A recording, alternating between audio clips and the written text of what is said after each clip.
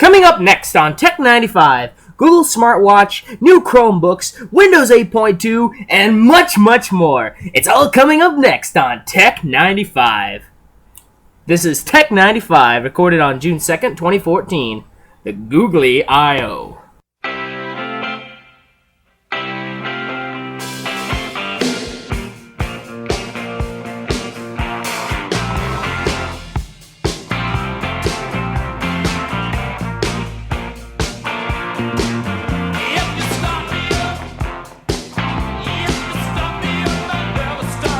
Hi, this is Jonathan Hewlett. And I'm Travis Smith. And welcome to Tech 95. This has been quite a big week for Google with this week's Google I.O. So for time's sake, we're just going to cut to the chase. Yeah, this is going to be a short episode because we've unfortunately have things to do. Yep. Life stinks. Yeah. First of all is the Google Smartwatch from Mashable, the LG GU Smartwatch, and the Galaxy Gear Live Smartwatch, two of the first web-connected smartwatches to run on Android, where will be available to pre-order via Google Play Store starting Wednesday afternoon. Google announced during its annual I.O. Developers Conference in San Francisco on Wednesday that the LG G smartphone and the Samsung Gear Live are now ready for the market. LG's model, the first introduced in March, along with the Android Wear platform and Motorola 360 smartwatch, but more details surfaced during Google's keynote presentation. That's cool. Yep, and I'm just going to cut to the specs for time. Samsung Gear Live is going to run at around $199, which comes with a built-in heart rate monitor, which can be paired with any Android device running Android 4.3 or higher. It's available in two flavors, black and red wine. Other specs including a Super AMOLED screen, a 1.2 GHz processor, a Bluetooth 4.0 LE, half gig of RAM, and 4 gigs of internal memory. Its dimensions are 37 by 0.9 by 56.4 and 8.9 millimeter and weighs 2 ounces. That's awesome! Yep. It was announced that the voice-enabled Android Wear platform, which lets users talk to wearable similar to Google Now, is now available in the API for developers. Yeah, my question is, despite the smartness of it, is it really that smart? Yeah, is it really worth trying the watch again? Well, only time's gonna tell, you know. John, did you have anything on Windows 8.2? Yes, I do. Well, I've been reading up on it, and I guess supposedly, let's see. I'm reading from TechRadar.com. Real good website. This Windows 8.2, how Microsoft might improve on 8.1 before Windows 9. We talked about it a little bit in the last episode, but you know, with Windows 8.1, Microsoft addressed some of the problems that messed up Windows 8. Smoothed the cracks between desktop and touch UIs, improved snapped apps, and allowed users to boot to the desktop, among other tweaks and fixes. And this is the Windows 8 that should have been released in the first place. But for other people, Windows 8.1 just makes it a little less crappy. Truth is, 8.1 may improve 8, but the consensus is still that it doesn't do enough. Before the all-new, rewritten from the ground up, cloud-embracing Windows 9 appears, we'll have Windows 8.2 in late 2014. Shoot. Let's cut to the chase.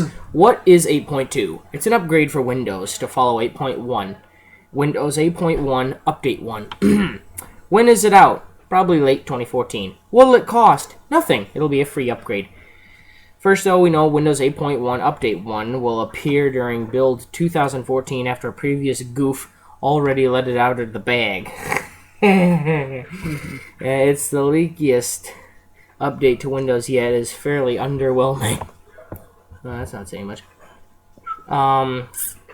WZOR, a Russian leaker group, seems set on a full fall release date based on information it claims to have obtained.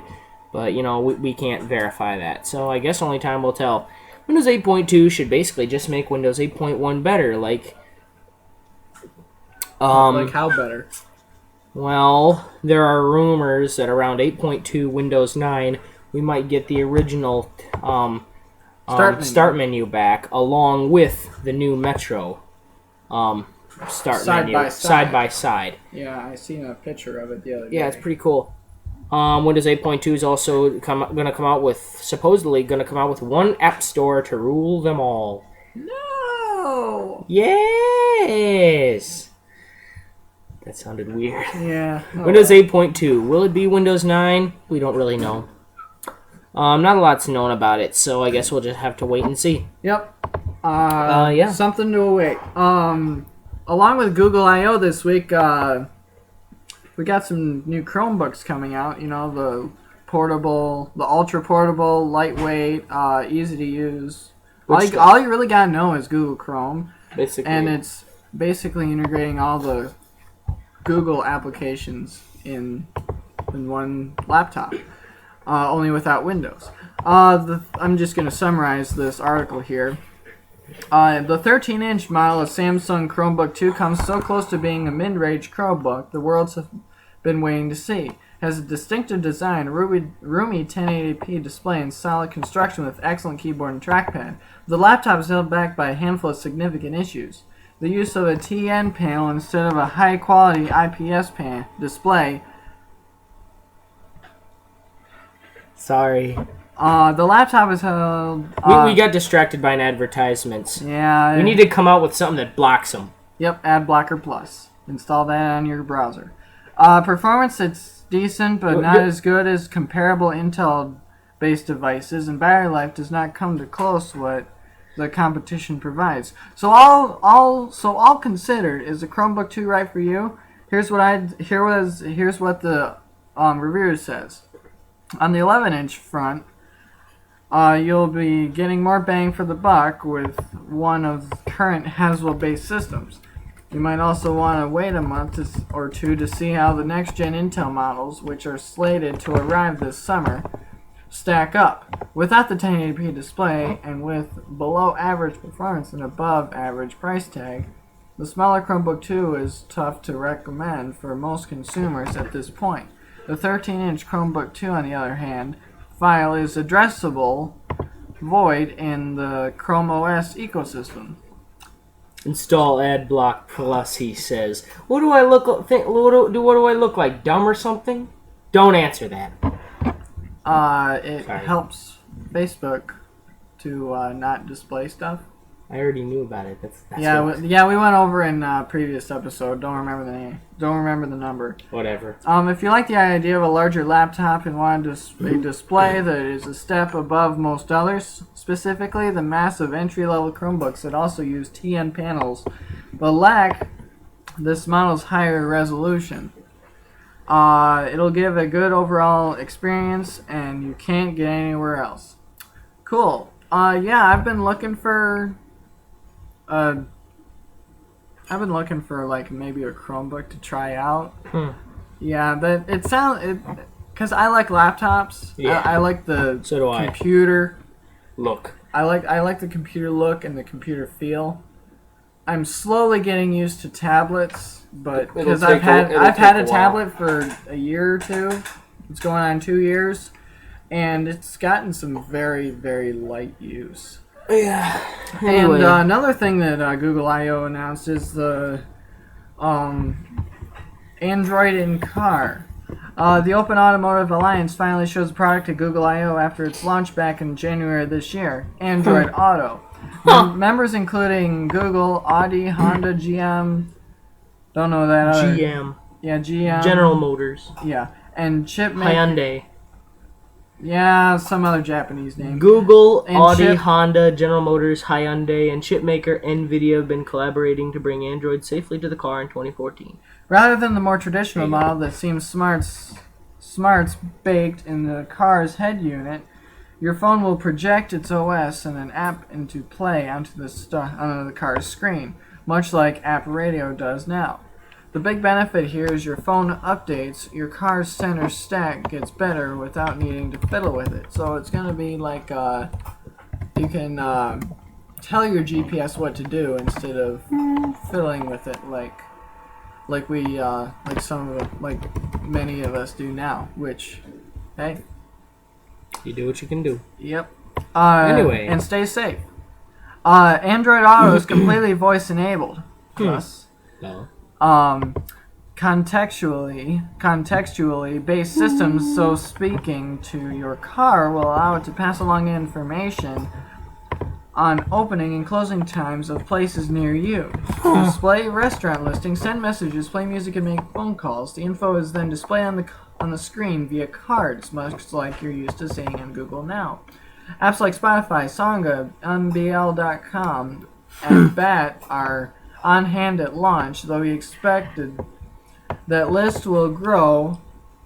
And in the onstage demo, the phone will be tethered to the car with a cable, likely HDMI. Though we expected that it may well use Bluetooth for audio as well, because a lot of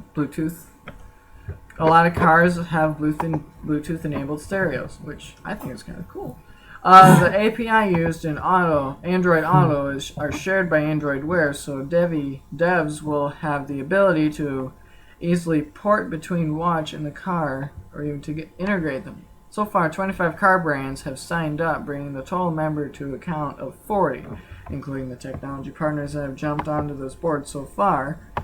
Car makers like Arcada, I know I'm pronouncing this wrong. Talking is so hard. Yep, just a bunch of stuff, and a bunch of other models will have models rolling off the assembly line this year. The SDK isn't available just yet, but will soon be available. Okay. Yeah, cool. Yeah, cool. So anyway, we're cutting to the chase here. So I'm really quick going to end with my history in the PC realm. Just give me like 1 minute. Anyway, here's history in the PC realm with John Hewlett.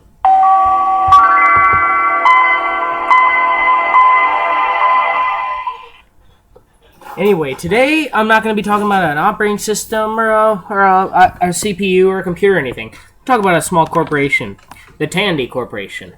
The Tandy Corporation was a family-owned leather goods company in Fort Worth, Texas. It was founded in 1919 as a leather supply store, and it acquired Radioshack in 1963. The Tandy name was changed back to Radioshack in about May 2000, and Radioshack Corporation was made the official name.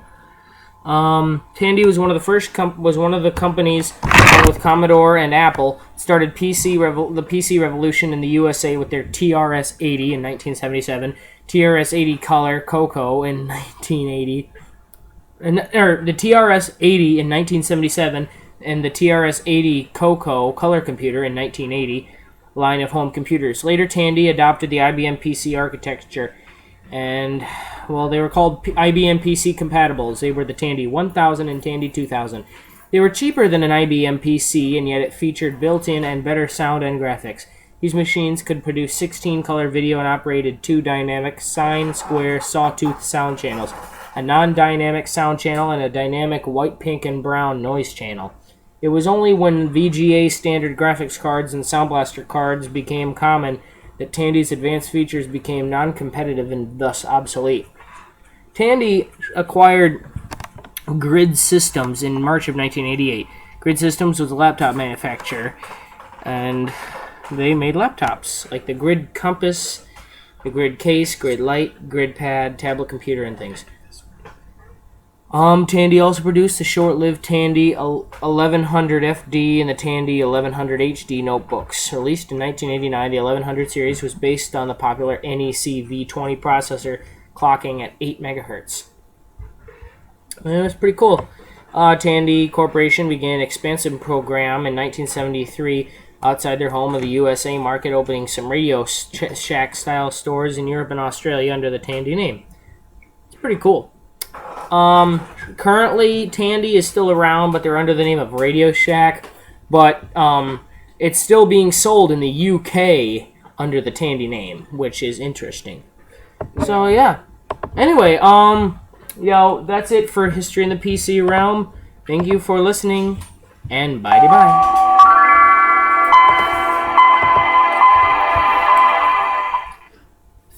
hopefully next week we'll have a little more time because we're kind of pressed for time. Yeah, today we're pressed for time because of just various matters. Yep, just a little bit. But so anyway, yeah, thanks for listening. Next week we'll have some Microsoft news that I had just has been brought to my attention. Yeah. And then I'll be talking about. Then we'll be talking about T-Mobile's most recent lawsuit, which that's going to be interesting. That's going to bring on the heat. Yeah, so stay tuned. Yep. And tomorrow I'm going to be talking about Hewlett-Packard.